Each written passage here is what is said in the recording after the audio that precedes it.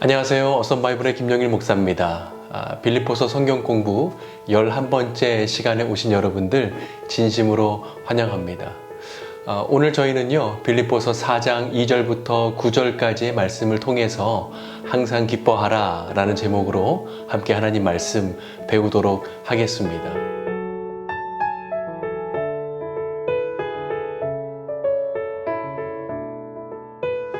C.S. 루이스가 쓴 책 가운데요, 천국과 지옥의 이혼이란 책이 있는데 그 책을 보게 되면 그리스도인들이 천국에 가게 되면 천국 문지기가 한 가지 질문을 한다라고 했습니다. 당신은 예수를 알게 됨으로써 참을 수 없는 기쁨을 가지고 있습니까? 라는 것이었습니다. 존 파이퍼 목사님도 구원받은 그리스도인에게 이게 기쁨이 참 중요하다라는 말씀을 자주 하시는데 C.S. 루이스 역시 기쁨이 구원받은 성도에게 굉장히 중요한 징표임을 강조했던 것 같습니다. 이분들이 그리스도의 삶에서 기쁨을 강조하신 이유는 아마도 오늘 본문의 말씀인 빌립보서 4장 4절의 말씀 때문일 것입니다. 우리 4절 함께 한번 읽어보도록 하겠습니다. 주 안에서 항상 기뻐하라. 내가 다시 말하노니 기뻐하라. 우리에게는 영적인 문제도 있고요. 또 가정의 문제, 또 직장의 문제, 또 건강의 문제, 또 경제적인 문제, 사업의 문제, 학업의 문제, 관계의 문제 등 여러 가지 문제들을 우리가 안고 있는데 우리가 어떻게 항상 기뻐할 수 있다는 것입니까? 그런데 한편으로 생각해 보면 우리의 기쁨은요, 굉장히 수동적입니다. 환경에 의해서, 또 관계에 의해서, 돈에 의해서, 쇼핑에 의해서 우리가 기뻐하는 것이죠. 그러니까 우리의 기쁨이요, 굉장히 스테이블하지 않습니다. 기쁨이 외부 환경으로부터 오는 것이기 때문에 늘 유동적이에요. 지난주에는 기뻐했다가 이번 주에는 전혀 기쁘지 않을 수가 있고요. 다음 주에도 어떻게 될지 모르는 인생입니다. 인생에서 기쁨을 우리가 예측하기 어렵다라는 것이죠. 그러나 하나님은 바울을 통해서 우리에게 주 안에서 항상 기뻐하라 라고 명령하십니다. 어떻게 하면 우리가 주 안에서 항상 기뻐할 수 있을까요? 오늘 본문을 통해서 함께 살펴보도록 하겠습니다. 그 첫 번째는요, 우리가 주 안에서 같은 마음을 품어야 한다라는 것입니다. 우리가 주 안에서 같은 마음을 품는 것입니다. 우리 2절 말씀인데요, 이렇게 나옵니다. 내가 유오디아를 권하고 순두개를 권하노니 주 안에서 같은 마음을 품으라. 빌립보 교회 안에 유력한 두 여성 리더였던 유오디아와 순두개 사이에 갈등이 일어났습니다. 빌립보 교회는 여성 사업가 루디아의 집에서 시작된 교회이지 않습니까? 그러니까 개척 초기부터 많은 여성들이 함께 헌신했던 것 같고, 그로 인해서 자연스럽게 여성 리더십이 자리 잡고 있었던 교회였던 것으로 보입니다. 그 중에 헌신적인 두 자매, 바로 유오디아와 순두개가 있었는데요, 이 둘 사이에 갈등이 생긴 것입니다. 참고로 루디아는요, 사람 이름이 아니라 지역 이름입니다. 그러니까 오늘날로 말하면 뭐 금촌댁, 뭐 부산댁처럼요, 루디아는 루디아 출신이란 뜻입니다. 그래서 자주색 옷감을 팔았던 그녀의 정확한 이름을 아무도 모릅니다. 그래서 일부 학자들은 그녀의 이름이 아마도 유오디아 혹은 순두개가 아닐까 이렇게 추정하기도 합니다. 하여튼 유오디아와 순두개 사이에 갈등이 있었고, 이것이 작은 갈등이 아니었습니다. 빌립보서는 이제 빌립보 교회 성도들 앞에서 이제 낭독되는 이제 공개 서한이었기 때문에 유오디아랑 순두개라는 이름이 그 편지에서 공개적으로 언급된다라는 것은 이미 이 두 사람의 갈등이 교회 전체에 영향을 미치고 있었다라는 그런 뜻을 암시하고 있습니다. 둘 사이의 갈등이 무엇이었는지에 대해서 바울은 오늘 언급하고 있지 않습니다. 만약에 복음과 진리의 문제였다라면 강도 높게 아마 빈팔했을 것 같습니다. 근데 바울이 어떤 편도 들지 않는 것으로 보아 이것이 둘 사이에 생긴 그냥 감정적인 문제였던 것으로 보입니다. 어떻게 이 두 사람이 주 안에서 같은 마음을 품을 수 있을까? 그것은 둘 사이에 공통 분모를 찾는 것입니다. 우리 3절 말씀인데요, 이렇게 나옵니다. 또 참으로 나와 멍에를 같이 한 내게 구하노니 복음에 나와 함께 힘쓰던 저 여인들을 돕고 또한 글레멘드와 그 외에 나와 동역자들을 도우라. 그 이름들이 생명책에 있느니라. 바울은 유오디와 순두개 사이에 두 가지 공통 분모가 있음을 말합니다. 그 첫 번째는요, 그들의 이름이 모두 생명책에 기록되어 있다라는 것이고, 두 번째는 그들이 바울과 함께 복음에 힘썼던 여인들이었다라는 것을 다시 기억을 생각나게 합니다. 생명책에 기록되었다라는 것은 이들이 거듭난 하나님의 자녀라는 뜻이죠. 이 말은 두 여성들이 모두 예수님의 보혈로 용서받았고 하나님께 용납된 존귀한 주님의 자녀라는 그런 뜻을 가지고 있습니다. 하나님께서 예수 그리스도의 보혈로 유오디아를 용서하셨고요, 유오디아를 하나님의 자녀로 삼으셨습니다. 하나님께서 예수 그리스도의 보혈로 순두개를 용서하셨고요, 순두개를 하나님의 자녀로 삼으셨어요. 이것처럼 너희가 존귀한 하나님의 자녀이기 때문에 너희도 너희 시각이 아니라 하나님의 시각으로 서로를 바라보면서 서로를 용서하고 용납해야 한다라는 그런 뜻을 가지고 있습니다. 이것은 5절에서 관용으로 또 표현이 되는데요. 5절 함께 읽도록 하겠습니다. 너희 관용을 모든 사람에게 알게 하라. 주께서 가까우시니라. 관용이라는 것은요, 상대방의 약점을 이렇게 덮어주고 참아주는 것을 말합니다. 요즘 젊은 세대에서요, 사용하는 말 가운데 할 말 하안이라는 말이 있습니다. 할 말이 많지만 하지 않겠다라는 뜻이에요. 이것이 관용입니다. 특히 오늘 본문에서 관용을 모든 사람에게 알게 하라라고 하잖아요. 그러니까 이것은 관용의 대상을 넓히라는 것입니다. 저 사람은 내가 관용할 수 있을 것 같은데 이 사람은 내가 관용하지 못하겠다. 그렇게 하지 말고 가능한 모든 사람에게 관용을 베풀라라는 뜻을 가지고 있습니다. 그 이유는 무엇이냐? 주께서 가까우시기 때문이다 라고 말합니다. 이 의미는 공간적인 의미와 시간적인 의미 이렇게 두 가지로 나눌 수 있는데요. 먼저 공간적으로 주님께서 나와 가까이 계신다라는 것은 내 앞에 어떤 문제가 있지 않습니까? 근데 그 문제보다 주님이 나한테 더 가까이 계신다라는 거예요. 문제를 해결할 수 있는 주님이 그 문제보다 나에게 더 가까이 계신다라는 것이죠. 그리고 공간적인 의미로서는요, 예수님의 재림이 가까이 오고 있다라는 것입니다. 내가 용서하고 용납하고 관용을 베풀면 예수님께서 재림하실 때 상급과 함께 칭찬하시고 공정하게 심판해 주실 것이다 라는 공간적 의미, 시간적 의미를 갖고 있는 것이죠. 사랑하는 여러분, 우리가 서로를 바라볼 때 공통 분모를 기억합시다. 저 사람 나와 함께 생명책에 기록된 사람이고 하늘 가족이고 영혼을 함께 보낼 사람이지 라고 생각하는 것입니다. 그리고 두 번째는요, 그들이 함께 나와 복음에 힘썼던 여인들이었다라는 두 번째 공통 분모를 말하죠. 함께 힘썼다라는 것은요, 고난에 함께 동참했다라는 의미를 가지고 있습니다. 아마도 유오디아랑 순두개는요, 바울을 통해서 복음을 듣고 주님을 영접할 때 감격이 굉장히 컸던 것 같습니다. 그래서 이 여인들이요, 고난과 함께 동참하고요, 복음을 전하는 복음의 동지들이 되었어요. 바울에겐 정말 잊지 못할 너무나 고마운 자매들이었습니다. 바울이 지금 이렇게 말하는 것입니다. 유오디아 자매님, 순두개 자매님, 우리는요, 주님께서 주신 지상 명령을 이루기 위해서 고난에 함께 동참하며 복음을 전한 우리 복음의 동지들 아닙니까? 그때 힘들었어도 우리가 얼마나 기쁘고 즐거웠습니까? 우리에게 그 복음 전파라는 위대한 사명이 있지 않습니까? 그런데 어떻게 사사로운 개인 감정에 흔들려야 되겠습니까? 주님께서 주신 그 지상 대명령, 그 사명을 우리가 기억합시다 라고 말하는 것입니다. 우리가 서로를 바라보면서 참 많이 다를 때가 있죠. 우리가 보면 외모도 다르고 성격도 다르고 경제력도 다르고 학력도 다르고 건강 상태도 다르고 사는 집도 다르고 취향도 다르고 다 달라요. 그래서 가만히 놔두면 공동체에서 갈등이 생기는 거, 이게 어쩌면 자연스러운 현상입니다. 그때마다 우리가 오늘 이것을 꼭 기억했으면 좋겠어요. 우리에게 생긴 두 가지 공통 분모. 우리의 이름이 생명책에 기록된 하나님의 자녀이고 영원을 함께 보낼 우리가 하늘 가족이다라는 것. 그리고 우리는 복음 전파의 사명을 함께 갖고 있는 복음의 동지들이다라는 것입니다. 정유성 목사님께서요, 쓰신 칼럼에서 가세에 대해서 말씀하셨어요. 이 가세는요, 경상도 말로 가위, 그 가세가 아니고요.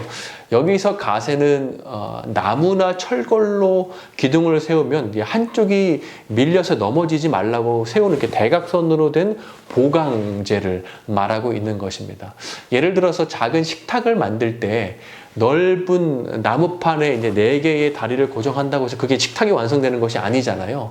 물론 겉보기에는 식탁입니다. 그렇지만 살짝만 밀어도 삐걱삐걱 하면서 다리가 흔들리기 때문에, 그래서 다리가 흔들리지 말라고 식탁을 좀 더 튼튼히 서 있을 수 있도록 해주는 것이 바로 보강제이고, 이것이 바로 가세다라는 것입니다. 이 가세는요, 눈에 잘 보이지 않습니다. 그렇지만 이 가세가 없으면 겉보기는 식탁이라 할지라도 흔들려서 이게 식사가 할 수 없는 그런 장식품에 불과한 것이지요. 근데 교회에도요, 교회 공동체를 든든히 세워줄 수 있는 가세 정도가 필요합니다. 가세는 눈에 잘 띄지는 않지만요, 횡과 종의 압력을 잘 버텨주면서요, 교회 내부 외부의 압력을 버티는 성도를 말하고 있습니다. 이 가세 성도는요, 결코 혼자 할 수 없습니다. 우리가 함께 손잡아야 돼요. 함께 그래서 압력을 버텨주면서 함께 격려하면서 자리를 지켜야 공동체가 든든히 서갈 수 있는 것입니다. 사랑하는 여러분, 우리는요, 생명책에 기록된 거듭난 한 주님의 자녀이고 영원을 함께 보낼 하늘 가족이며 같은 사명에 헌신한 복음의 동지들입니다. 이 공동체에 우리가 가세 성도들이 됩시다. 함께 손잡고요, 압력을 함께 버텨주면서 견뎌주면서 그 자리를 지켜가면서 공동체를 세워주면서 사명 감당하는 저와 우리 모두가 되기를 소망합니다. 두 번째는요, 염려하지 말고 기도해야 한다라는 것입니다. 6절 말씀인데요, 우리 함께 읽어보겠습니다. 아무것도 염려하지 말고 다만 모든 일에 기도와 간구로 너희 구할 것을 감사함으로 하나님께 아뢰라. 바울은 아무것도 염려하지 말고 뭐라고 말합니까? 모든 일에 기도와 간구로 감사로 하나님께 아뢰라 하고 말하죠. 우리가 할 일은 뭐냐면요, 염려를 기도로 바꾸는 것입니다. 그러면 어떤 일이 일어납니까? 7절에 이렇게 나옵니다. 그리하면 모든 지각에 뛰어난 하나님의 평강이 그리스도 예수 안에서 너희 마음과 생각을 지키시리라 하고 말씀하십니다. 저는 어릴 적에 이 구절을 읽을 때 처음에 좀 의아해했습니다. 아니, 아무것도 염려하지 말고 다만 모든 일에 기도와 간구로 너희 구할 것을 감사함으로 하나님께 아뢰라. 그리하면 기도가 응답돼, 바로 응답될 거야 라고 하면 이게 좀 맞는 말일 것 같은데, 그것이 아니라 마음과 생각을 지켜주신다고 좀 이게 어색하고 좀 의아했습니다. 그런데 후에 제가 알게 됐습니다. 주님께서 즉각적으로 기도를 응답해 주실 때도 있지만 때로는 더 좋은 때, 더 좋은 것을 주시기 위해 그분의 스케줄이 있습니다. 이때 우리에게 필요한 것이 무엇이죠? 바로 마음과 생각이 흔들리지 않고 기다리는 믿음입니다. 그렇게 우리가 믿음으로 주님의 때를 기다릴 수 있도록 하나님께서 우리의 마음과 생각을 지켜주신다라는 것입니다. 지킨다의 원문의 뜻은요, 군인들이 주둔하여 지켜준다라는 그런 군사 용어입니다. 빌립보 도시는 로마의 식민지였기 때문에 로마 군인들이 주둔해 있었습니다. 세계 최고의 군대였던 로마 군인들이 지키고 있었기 때문에 빌립보 도시 사람들은요, 군대가 지킨다는 의미를 너무나 잘 알고 있었어요. 그때 그가 주는 안전함과 평안함을 무엇인지 정확히 알고 있었습니다. 그런데 오늘 본문에서 보면 누가 지켜준다고 말씀하십니까? 만군의 대장 되신 하나님께서, 문제 해결대 되신 주님께서 그분의 평안함으로 예수 안에서 우리의 마음과 생각을 지켜주신다라고 말씀하시는 것입니다. 그 어떤 공격도요, 하나님의 평안보다 세지 못합니다. 하나님의 평안을 이길 불안, 초조, 근심, 걱정이 없습니다. 목사님들의 목사로 알려진 워렌 위어스비 목사님이 계신데요, 이분께서 염려를 사라지게 하는 백신, 기쁨을 유지하는 비결이 무엇이냐? 그것은 바로 내가 주 안에 있다는 확신하는 마음이다 라고 했습니다. 하나님이 나를 지켜주신다는 확신, 주님께서 나의 앞길을 여전히 인도하고 계신다는 확신이 있을 때 우리는 염려를 기도로 바꿀 수 있고 어려운 환경에서 우리가 기뻐할 수 있는 것입니다. 앤디 스탠리 목사님께서요, 사역 초기에 굉장히 많은 어려움이 있으셨어요. 낙심하고 힘들어하니까 교회 한 연세 많으신 집사님께서 집으로 초대하셔서 식사를 같이 했습니다. 식사 후에 그림 하나를 보여주셨는데 피터 폴 루벤스의 그림이었습니다. 이 그림이 사자굴의 다니엘이라는 그런 그림인데요. 이 그림이 현재 DC에 가게 되면 이 DC의 박물관에 이 그림이 전시되어 있습니다. 다니엘이 사자굴에 넣어졌을 때의 모습을 담은 그림입니다. 이 그림을 보여주면서 목사님, 이 그림에서 무엇이 보이십니까? 라고 물으셨어요. 그러자 사자가 한 10마리 보이는 것 같고 사자가 으르렁거리고 굉장히 무섭습니다. 그리고 옆에 보니까 빗줄기가 내려오는 것 같기도 하고 그 가운데 다니엘이 앉아있네요 라고 얘기하는 거예요. 그러자 연세 많으신 집사님께서 목사님, 다시 한번 보세요. 다시 한번 보십시오. 뭐가 보입니까? 그런데 아무것도 보이지 않는 거예요. 이 젊은 목사가 볼 때. 그래서 그분이 말씀하셨어요. 다니엘의 눈빛을 보십시오. 다니엘의 눈빛이 사자가 아니라 지금 하늘에 계신 하나님을 향하고 있지 않습니까? 라고 얘기했어요. 여러분 힘들 때 사자가 보이십니까? 아니면 하나님이 보이십니까? 저 그림 보게 되면 사자가 얼마나 민망하겠어요. 근데 다니엘은요, 주구장창 나는 주만 바라볼지라 하면서 주님만 계속 바라보는 것입니다. 그럴 때 하나님께서 10마리의 사자를 어린 양처럼 잠잠하게 만드셨죠. 비행기가요, 바다 위를 통과할 때 폭풍우를 만나게 되면요, 비가 창문을 때립니다. 그러면 비행기 안에서 이 창문이 따다다다 빗소리 얼마나 불안해집니까? 그러나 비행기가 고도를 높여서 성층권으로 올라가면 햇빛이 비춰지고 온도가 일정한 기후의 흐름이 있는 곳을 가게 되면 비행기가 그때부터 안전하게 비행할 수 있는 것입니다. 그것처럼 우리가 염려가 있을 때마다 영적 성취권으로 우리가 올라가야 합니다. 다니엘처럼 우리가 사자굴에서 우리가 사자만 바라보는 것이 아니라 눈을 들어서 기도하면서요, 성취권으로 올라가는 것입니다. 그때 우리가 주님 바라볼 때 우리가 영적 성취권에서 하나님의 평강과 그분께서 우리의 마음과 생각을 지켜주시는 것을 우리가 경험하게 될 것입니다. 기도를 통해서 주님께서 주시는 하늘의 평강을 우리가 경험할 수 있다라는 것이죠. 그 경험을 할 수 있는 저와 우리 모두가 되기를 소망합니다. 마지막 세 번째는요, 바른 생각을 갖고 행동해야 한다라는 것입니다. 마의 사분이라는 말이 있습니다. 수천 년 동안요, 수많은 사람들의 1마일, 1600m를 4분 안에 달리는 것이 불가능하다라고 믿었습니다.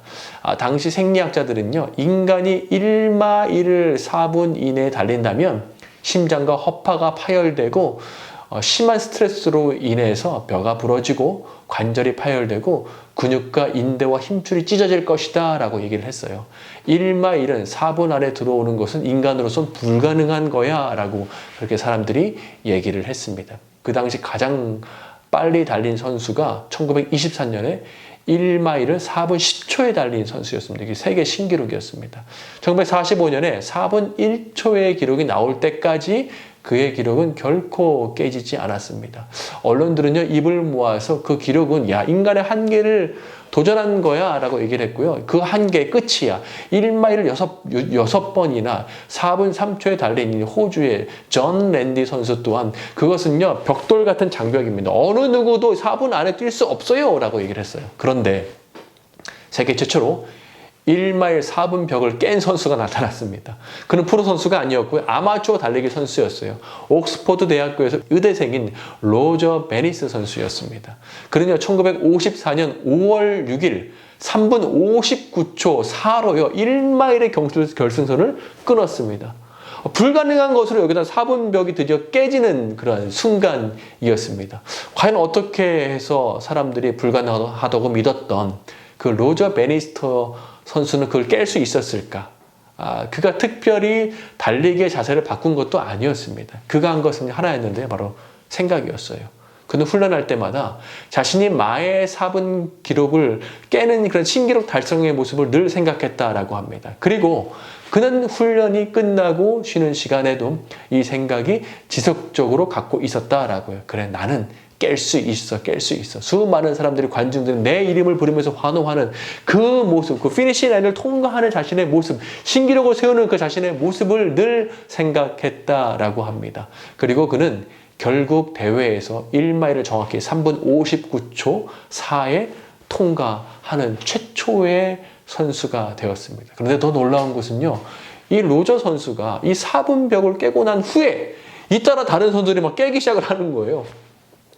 계속해서 깨고 깼습니다. 그 해에만 그 기록이 인간으로서 불가능한 기록이야 라고 생각했던 사람들이 이 선수가 깨니까 그럼 나도 할 수 있겠구나 라는 생각으로 이 생각이 바뀐 것입니다. 그리고 2년 뒤에요, 이 4분 기록을 깨는 선수가요, 300명이나 넘습니다. 엄청나게 많은 선수들이 깬 거죠. 수천 년 동안 1마일을 4분 안에 들어가는 건 이건 인간으로서 불가능한 기록이야 라고 굳어져 있던 생각이 깨어지기 시작을 하자 수많은 사람들이 나도 할 수 있겠구나라는 생각을 바뀌게 되었고, 그 생각이 행동을 바뀌게 되고 행동이 결과로 나타나게 되었습니다.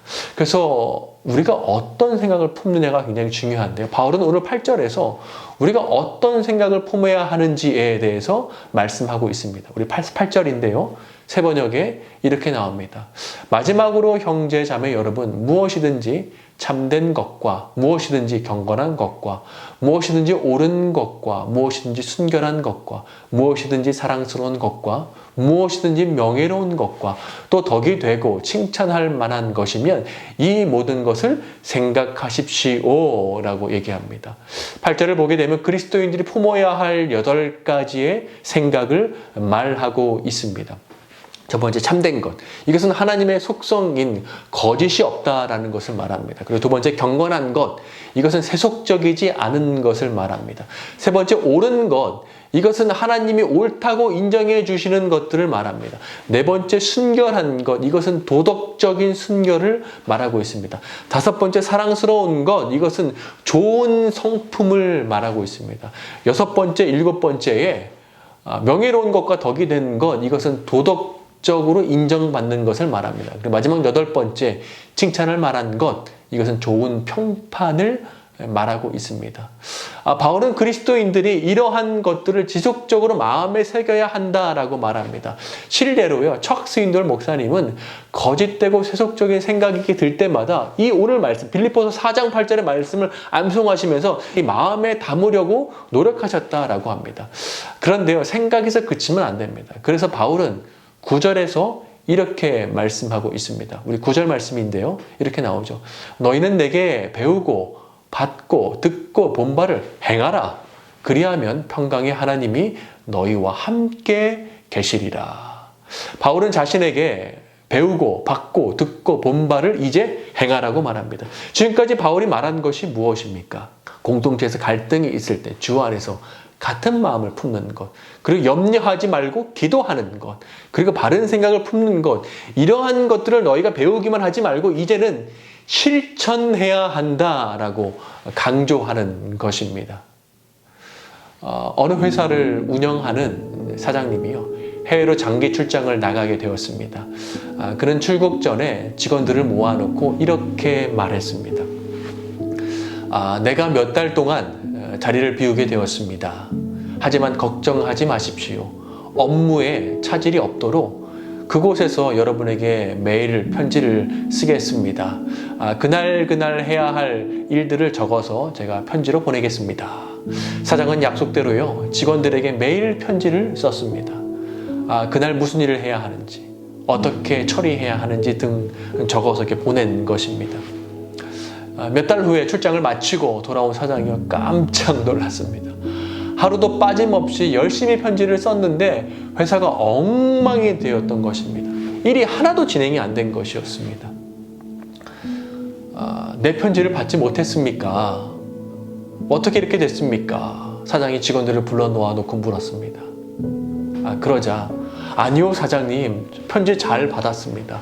편지 내용이 얼마나 좋았던지 저희가 매일마다 함께 모여서 그 편지를 가지고요, 읽고 또 읽고 나눔까지 시작을 했습니다. 어떤 사람들은요, 편지 글이 단어 하나하나가 너무 좋다면서 감동받았다라고 하면서 우리가 이 편지로 공부합시다 라고까지 했습니다. 또 어떤 사람들은 그 편지가 너무 좋아서 암송까지 하는 사람도 생겼습니다. 저희는요, 사장님의 편지가요 너무 좋아서 그것을 암송하고 묵상하고 나누고 공부까지 했습니다 라고 했어요. 직원들이 이렇게 대답을 하자 그 사장님은 뭐라고 얘기할까요? 아마도 이렇게 하지 않을까라는 생각이 들었습니다. 그 편지는요, 그러라고 쓴 게 아닙니다. 단순히 그것을 읽고 나누고 공부하고 암송하고 묵상하라고 준 게 아닙니다. 바로요, 매일매일 거기에 쓰여 있는 대로 행동하라고, 실천하라고 준 것입니다 라고 말하지 않을까요? 우리에게 하나님의 말씀을요, 우리가 배우는 것 중요합니다. 그리고 하나님의 말씀을 우리가 깨달아 아는 것도 중요합니다. 또한 우리가 하나님의 말씀에 우리가 감동받는 것도 중요하죠. 그리고 하나님의 말씀을 읽을 때 너무 좋다 결단하고 또 다짐하는 것도 중요합니다. 그러나 거기서 그치면 안 됩니다. 우리는 이제 실천하며 나아가야 합니다.